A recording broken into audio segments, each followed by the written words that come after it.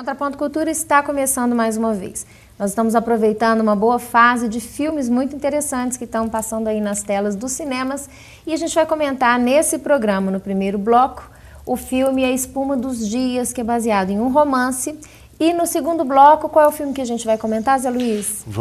Os Sabores do Palácio, Sabores que é do interessante, Palácio. que é a história de uma cozinheira, né, que cozinha para o presidente da França, François Mitterrand, que é uma figura histórica importante para a França. Vamos comentar esse filme. E que traz de novo a questão da comida, do alimento para o cinema. Do poder que isso pode significar. O poder que isso significa. Então a gente vai começar o programa passando aí o trailer do filme A Espuma dos Dias, para a gente ambientar aqui a nossa discussão. Confira com a gente.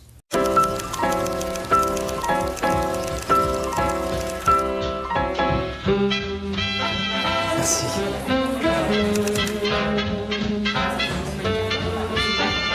Bonjour. Bonjour.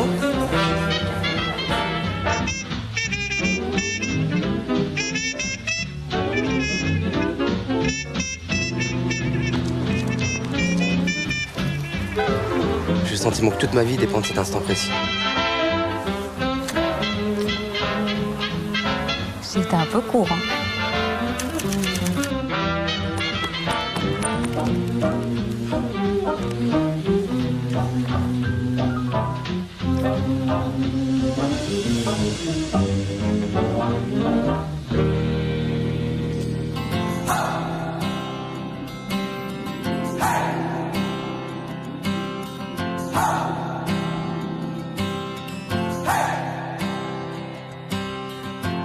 I've been trying to do it right.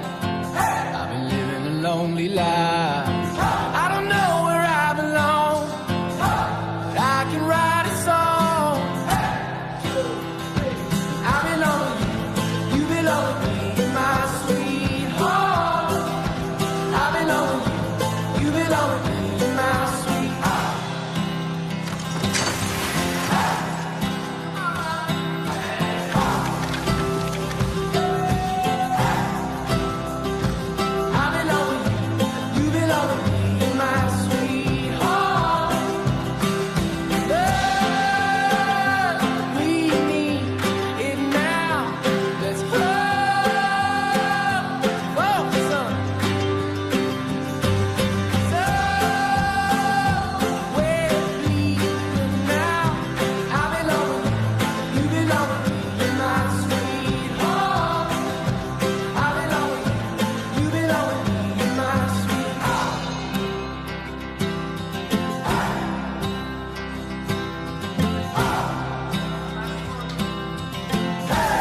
Bom, a gente de cara já consegue observar com o próprio trailer do filme, né, Zé Luiz, que se trata de um filme diferente para um telespectador que não está acostumado com a apresentação numa proposta surrealista. Eu acho que uma outra linguagem, né, interessante, que às vezes as pessoas olham assim com certo, né, preconceito, aquela linguagem diferente, aquela linguagem surrealista, mas o surrealismo é muito interessante, né? nas artes em geral. E o cinema é muito bem realizado, esse filme, né? Numa linguagem surrealista. E eu queria começar, e queria te ouvir a respeito de uma das cenas que, para mim, no filme, o filme é cheio de simbolismo, né? Então tem muita coisa que a gente pode extrair do filme, e talvez para a gente comentar com o telespectador, a gente teria que ir passando o filme e comentando. Mas eu acho que tem uma questão nuclear, né, que você me chamou a atenção, né, quando a gente viu esse filme, da questão da referência à leveza, ou de uma leveza impossível. E eu vi a forma como interpretar uma das cenas iniciais do filme, quando os dois se conhecem, uma história de amor, né, belíssima, e quando os dois se conhecem, o cara, eles estão num túnel, né, e ele fala, eu sinto que esse é um momento extremamente importante na minha vida. Até no trailer tem essa frase, mas depois não desenvolve isso não. Que é um momento extremamente importante na minha vida e que eu não posso errar. E ela responde para ele da seguinte maneira, ela diz, olha, não se preocupe, porque a gente tem a vida inteira para acertar. Eu acho que essa cena, assim, que são poucos segundos no filme, resume muito esse aspecto, entre vários outros que o filme traz, mas talvez seja um aspecto nuclear, né, dessa leveza impossível, dessa insustentável leveza do ser, né, que é um outro filme e um livro do Milan Kundera, que é mais antigo, que fala disso. Mas, assim, como que ela transmite uma leveza incrível. Não preocupa não, você não tem nenhuma obrigação de acertar agora, a gente tem a vida inteira. E é justamente aquele momento que compromete toda a vida dele, né? Que é um sujeito que era um bom vivant, né? E mesmo com toda a arte, todo o surrealismo, a gente consegue captar muito do real, né, dentro da história, e que tem, como você mesmo falou, Zé Luiz, questões simbólicas muito importantes, como, por exemplo, a amizade dele com o cozinheiro, que é o advogado dele. Né? O advogado é o cozinheiro. Tem umas coisas muito interessantes. Como é que o cozinheiro, quando... Não vamos contar o filme todo, não se preocupe, mas é o início do filme, assim, não tem problema nenhum, não vai atrapalhar vocês assistirem um filme que é imperdível. Mas o advogado, como é que ele, quando começa aquela fase de sofrimento, tudo, como advogado, o cozinheiro, que é o cozinheiro, ele envelhece. Né? Aquela expressão, nossa, você envelheceu 9 anos em 2 dias. E ele envelheceu mesmo, né? Você olha, você já tem cabelo branco. Tá? Que é o que dá essa característica tão especial para o filme, né? Como, por exemplo, me chama muita atenção o piano coquetel. Eu adorei a cena do piano coquetel, né? Onde ele vai tocando e cada nota atribui um sabor à bebida. Então você vai criar uma bebida, seja essa mistura de categorias, né? Mistura de sabor com som, né? Sem contar a trilha sonora que é maravilhosa, né? Que tem a música Chloé, que é o nome da moça do filme. Que é uma da moça. Então esses elementos, como o piano coquetel, a música que deixa o quarto redondo, né?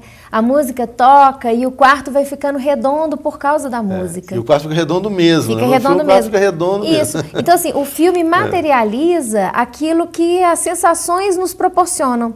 Né? Aquilo que a gente tem em termos de sensações, o surrealismo materializa isso. Então, acho que essa é a grande sacada, assim, dessa perspectiva surreal.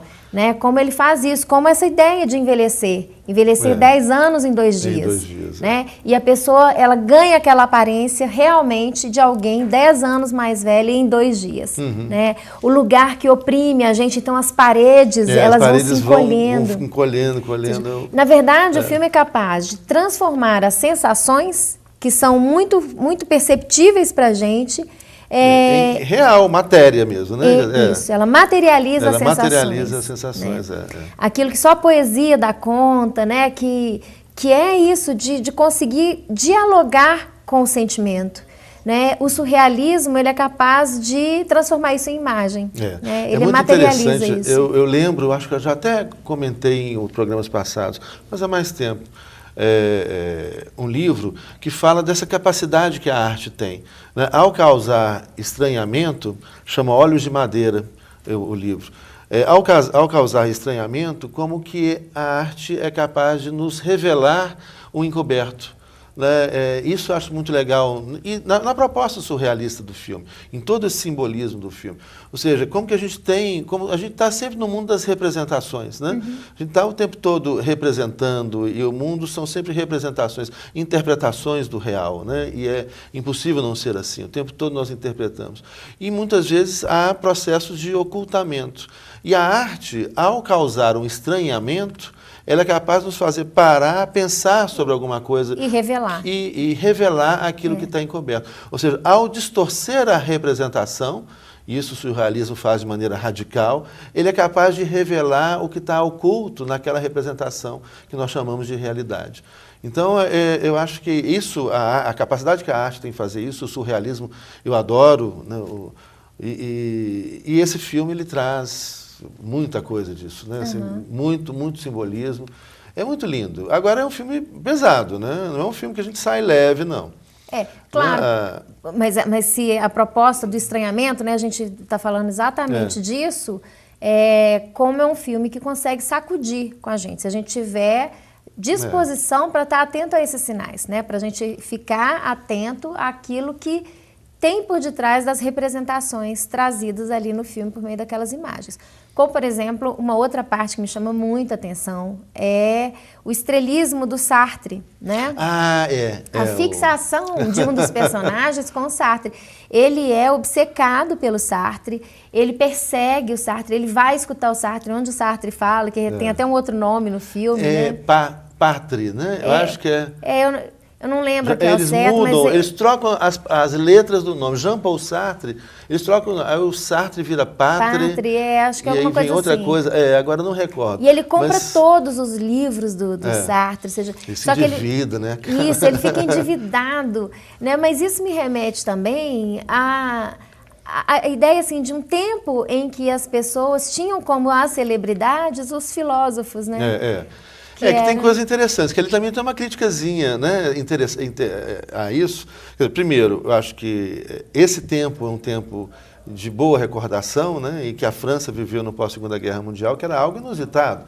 Você imagina, né, o sucesso, talvez não nessa dimensão, mas o sucesso que um cantor de música sertaneja pode fazer, um filósofo faz. Isso, eu acho que uma sociedade como essa ela é sensacional.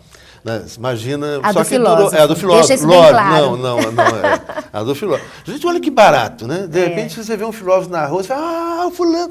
Isso é muito interessante. E a França passou por um curto período, né, infelizmente curto, mas onde esses filósofos eram muito importantes. O Sartre ganha, né, um destaque, a Simone de Beauvoir também nesse a gente tem período, comentado, né? Bastante assim, tanto que foi produzido na primeira metade do século passado, né?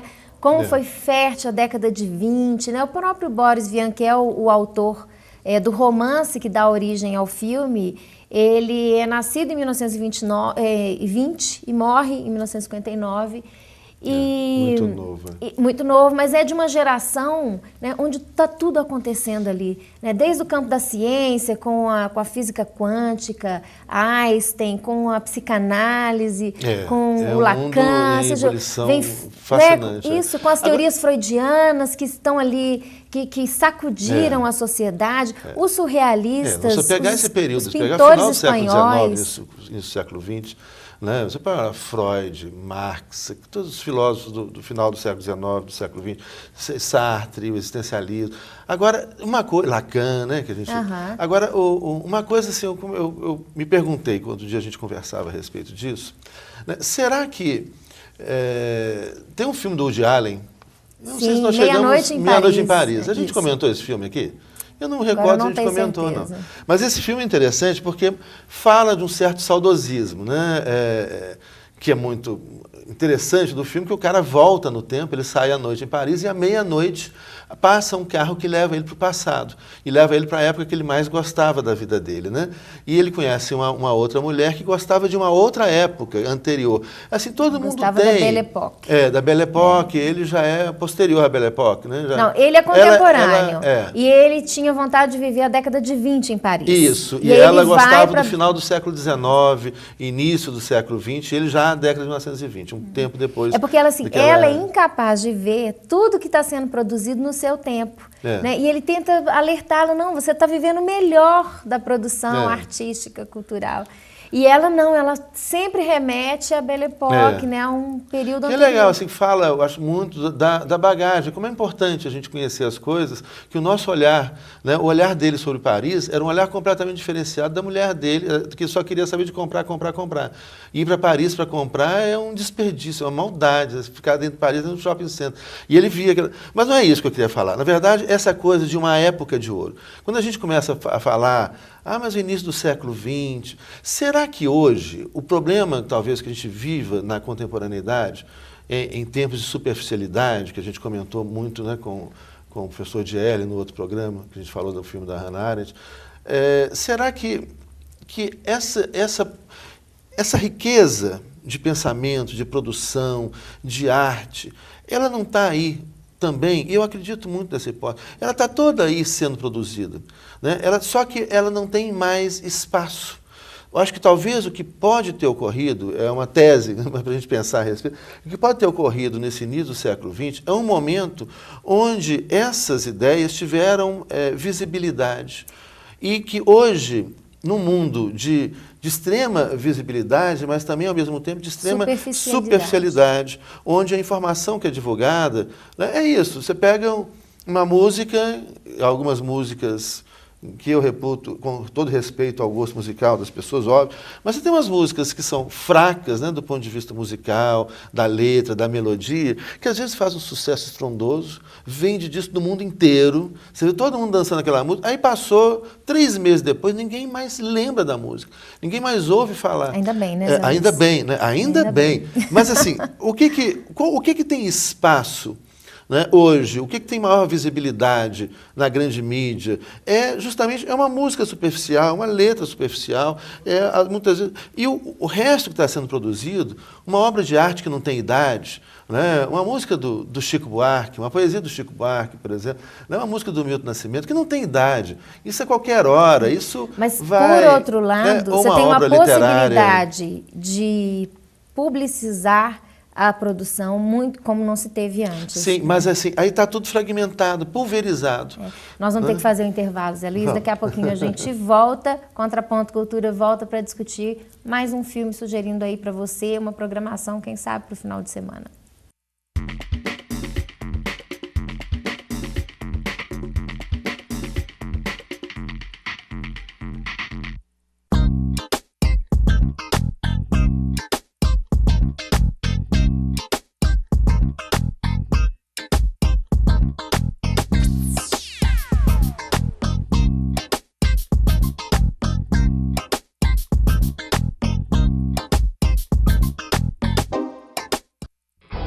Campeões preparados para derrubar adversários e que sabem como ninguém o que fazer em meio a uma confusão na rua. Aí a gente foge da briga. A sua vida vale mais que qualquer discussão. No Brasil, milhares de pessoas são mortas por impulso. Conte até 10, a raiva passa, a vida fica. Paz, essa é a atitude. Uma campanha do Conselho Nacional do Ministério Público e ENASP.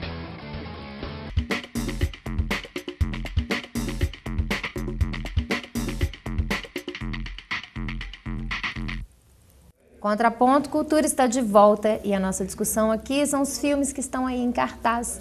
E nós comentamos no primeiro bloco o filme A Espuma dos Dias e vamos, nesse segundo bloco, também recomendar para você e falar um pouquinho sobre o filme Os Sabores do Palácio. Sabores do Palácio. Bom, antes da gente entrar aqui no segundo filme, que é Os Sabores do Palácio, eu acho que vale a pena a gente voltar a retomar a discussão que nós terminamos, porque o telespectador perdeu o melhor da discussão. Foi aqui durante o intervalo.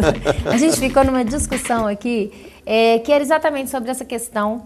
A gente falava do Sartre, que era um fenômeno, né, no século passado, uma grande celebridade na França, as pessoas corriam atrás dele, o que é retratado no filme. No filme, que a gente até comecei a falar, a gente não terminou, na verdade, que o filme contém uma crítica também, daquele que acha chique fazer filosofia. Né? Então, guarda nomes de filósofos e menciona, mas não filosofa. Né? As pessoas não filosofam, mas citam, e o cara falou, olha, eu não entendi nada do que ele está falando agora, porque ele falava para ninguém entender mesmo. O filme mostra isso, naquele surrealismo, ele está falando de um cachimbo, né? Ele tá em pé em cima de um carro, tem um cachimbo gigante. Um carro alegórico. E aí ele fala um monte de coisa que não tem o menor sentido, mas as pessoas, que sensacional. E aí o cara fala, você entendeu o que ele falou? Não entendi nada. Mas eu Sartre, gravei, né? Mas eu gravei isso. Eu gravei. Mas a gente estava falando da questão da visibilidade, né? Que muitas vezes pode ser, e obviamente merece uma análise mais detida, que nesse momento do século XX, e aí, especialmente na França, né, você tinha uma visibilidade para determinadas ideias, pessoas que, infelizmente, depois, a França... Pegar a França antes do final do século passado, antes do neoliberalismo. O neoliberalismo avacalhou tudo. Mas você pegava a França na década de 90 ainda, que começava esse neoliberalismo, em cada esquina é cultura viva. Você compra um monte de livro bom, em banca de jornal, livraria, como Buenos Aires, livraria em cada esquina, né? Bibliotecas abertas meia-noite, livraria aberta 1h. Né? Então, assim, essa coisa que tornou visível, as pessoas pararam para ouvir um filósofo, pararam para pensar em alguma coisa. E talvez a contemporaneidade ela que é uma sociedade do excesso. É do excesso. Porque onde você tem...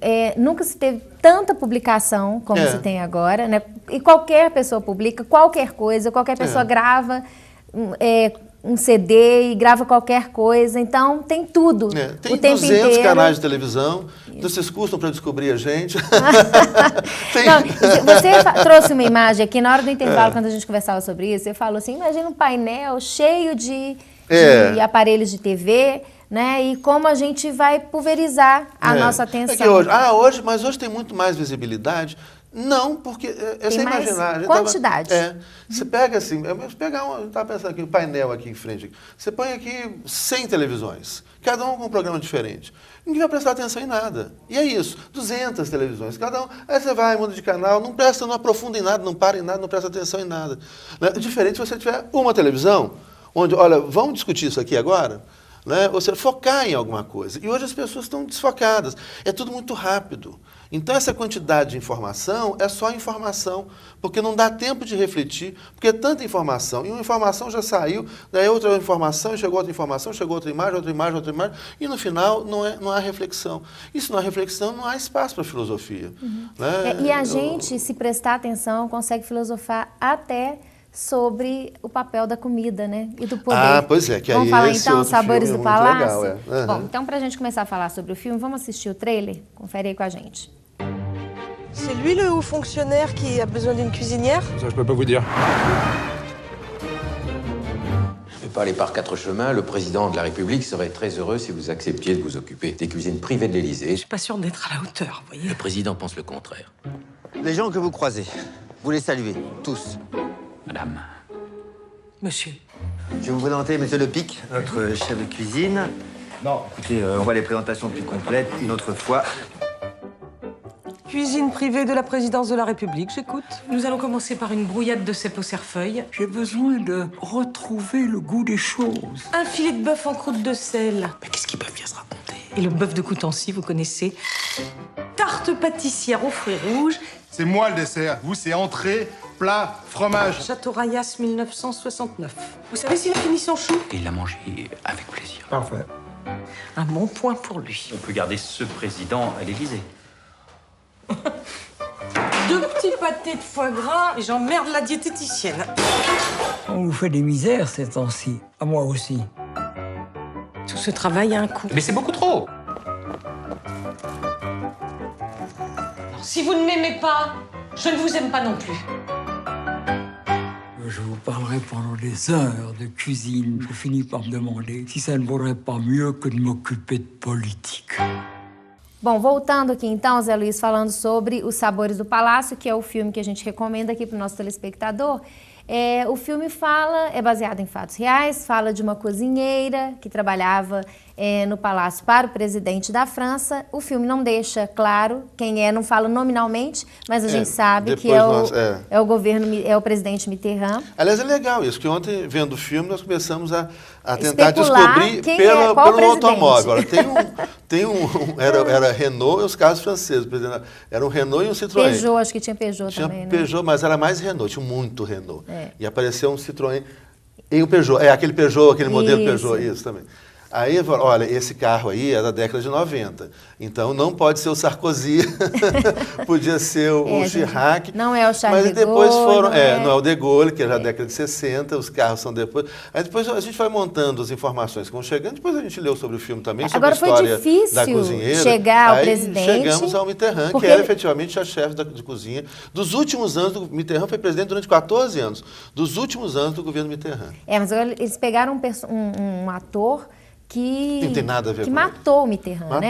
É uma maldade. Foi uma representação que não corresponde efetivamente o Mitterrand. Ao que era a figura, a própria imagem do Mitterrand. Mitterrand é imperial, Mitterrand é fabuloso. E aquele senhor assim, debilitado, não tinha nada. Mitterrand estava debilitado, ele estava com câncer de próstata, morre 3 meses depois que deixa o poder. Então, esse câncer, já no início do mandato, ele fica 14 anos no poder. E no final, já sentindo dor e tudo, então ele estava debilitado mesmo.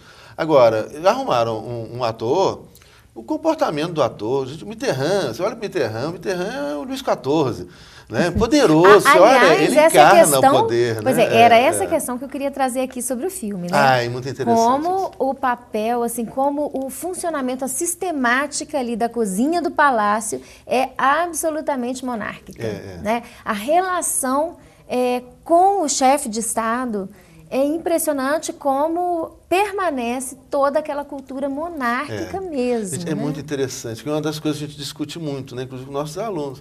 Quer dizer, cadê a República, né? A República, a França é republicana, né? A França tem história republicana. Mas ali, quer dizer, o presidente da República, ele é tratado como um rei. O Palácio do Élysée, né, que é o palácio do presidente da República, é um palácio neoclássico maravilhoso, né? Aquelas salas imensas, a cozinha chiquérrima, um monte de cozinheiro, é toda uma estrutura monárquica. Você vê aqueles caras, né, como eles se comportam, como é que serve, você tem fileira de garçom, né, entrando para servir o presidente. Aliás, eu vi isso no Supremo Tribunal Federal também, eu fui uma posse há mais tempo de um ministro, não vem ao caso, né, de falar quem, mas foi a única posse que eu fui. E aí, nossa, Brasília monárquico. Tomar posse, né? Tomar posse já é uma expressão não republicana, né? Porque você pode ser e deve ser investido numa função. Agora, tomar posse de um cargo público? Pois é.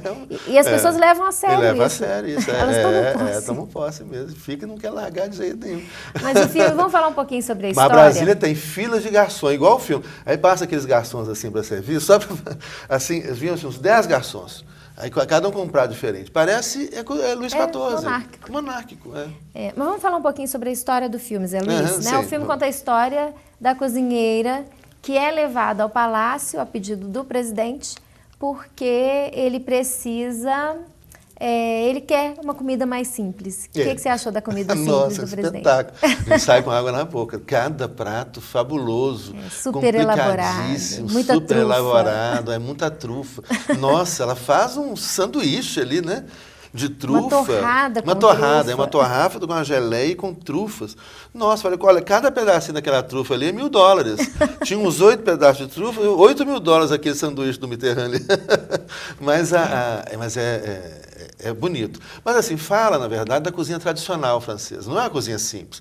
É uma cozinha tradicional, elaboradíssima, mas é a cozinha que é feita nas regiões da França. Né? E o Mitterrand quer isso, ele quer uma comida regional. Né? Eles falam muito, eu achei interessante também buscar isso no filme, a questão da comida que perdeu o sabor. Que a gente pode usar isso como uma metáfora para esse mundo que a gente vive, que a gente tem criticado tanto aqui. Né? Essa modernidade que a gente ainda está mergulhado e que ela pulveriza tudo. Inclusive a comida que é a comida que imita... você tem acesso a tudo quanto é tipo de prato de todos os países do mundo, mas que todos têm quase o mesmo sabor. Né? É tudo de mentirinha, né? Tudo posterior, aquela coisinha assim de... vão comer uma comida chinesa.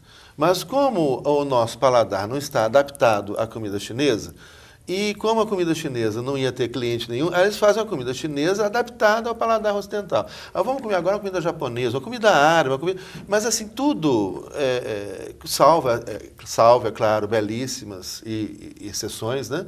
Mas a gente tem aquela coisa muito uniformizada, padronizada. Muda ali uma coisinha, mas é o mesmo gosto em qualquer lugar, né? Muito sem graça. E que vai perdendo essa riqueza mesmo da diversidade, né? Que é tratado sob a forma de comida no filme, mas que no fundo é uma crítica que a gente pode fazer, né? Que a gente falou aqui da música, a gente falou né? da própria filosofia, da arte, que foi se perdendo. Agora, o que eu achei legal do filme, assim, é que ele nos leva para um lugar que a gente nunca imaginou de ir. Né? De repente a gente passa...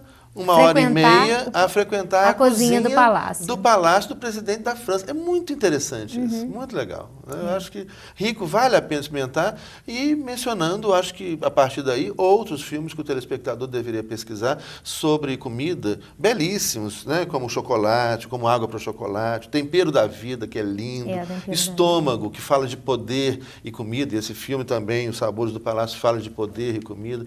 Enfim, Aí eu acho que dá para embarcar no cinema e alimentação e comida, e vocês vão ter uma grata satisfação de encontrar filmes belíssimos, né, uma discussão muito interessante sobre alimento e sobre o poder do alimento. Né? Com muito gosto. Com muito gosto, né?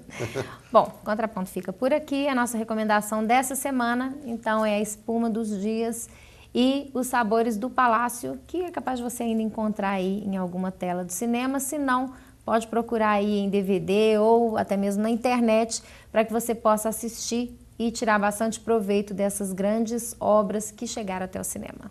Na semana que vem a gente volta com mais indicação de cinema para você no Contraponto Cultura. Continue com a programação da TV Comunitária.